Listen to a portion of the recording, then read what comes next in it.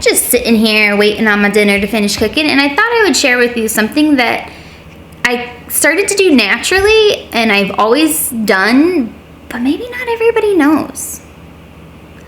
So we're talking about getting up earlier, and I hear a lot of people struggle with this when they're starting a fitness journey, like I don't have time to fit it in, but maybe they can fit it in the morning, or if you're like me and you live in Arizona where it starts to get really hot in the mornings, like the second the sun comes up, you kind of got to shift things to get up before the sun rises so that you can get your fitness in. But in the winter, it's dark, it's cold.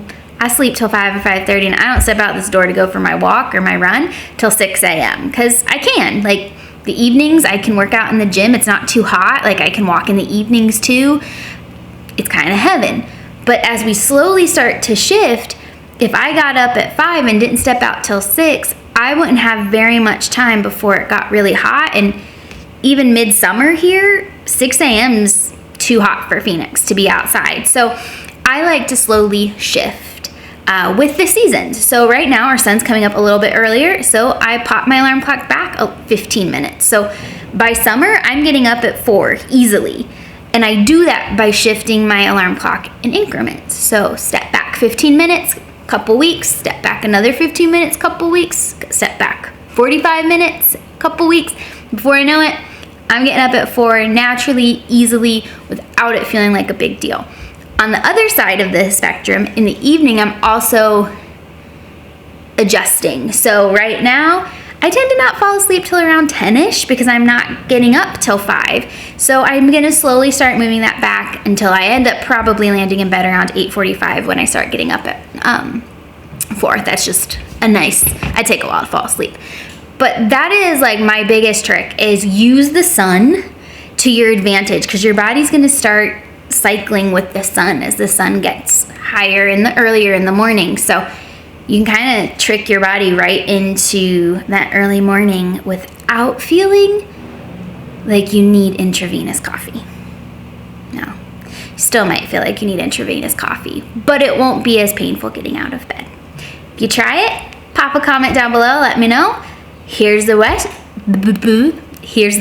of week 13. Oh, week 13.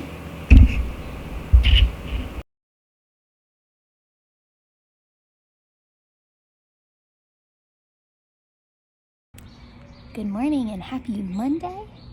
It is the Front Porch Chronicles. I feel like that's how we're going to start every Monday now. There's somebody running down the street. He's very excited. So, happy Monday. We had a beautiful sunrise today. I don't know what he's doing, but he's just running. This kid's like running back and forth down the street. I have no idea what's going on. A beautiful sunrise, all pinks and purples and brilliant on that side. And then on this side, we had the moon rising, full moon. It was absolutely stunning. So great way to start the day.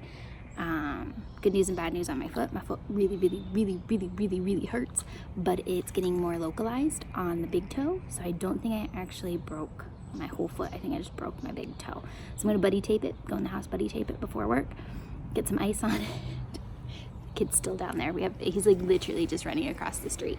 And we're gonna hope that helps, and just gonna keep getting our walks in, reminding myself that I'm not a runner. It's okay. I can do cardio lifts. You guys are just getting like all no's. So yeah. All right, it's Monday, week 13. It's gonna be a good one. Went and got my foot looked at lunch. Broken big toe and the toe beside it, so they're buddy taped together. And I sprained the muscles on the top of my foot, and I have bone bruising on the bottom, and I'm supposed to get an x-ray to rule out hairline, to rule out a fracture. She saw something on the x-ray that she couldn't quite make out, but she said I could give the buddy taping and the rest a try first. But 4 to 6 weeks, no running.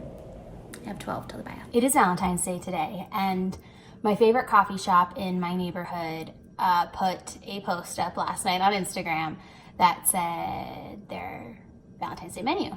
And I'm a coffee fiend, and I love special menus. And on this special menu was an almond joy latte. Almond Joy is my favorite thing in the entire world. I love Almond Joys. But last night I was like, ooh, I'm gonna get me something special for Valentine's Day. You know, treat yourself. And this morning, as I was walking around, debit card in the pocket, I was like, that's probably a good 1,300 calorie latte. And not saying that you can't treat yourself, do those things, but I weighed it against what I really want right now. And I'm so on track with macros, 45 days in. I was like, is this how I want to break that?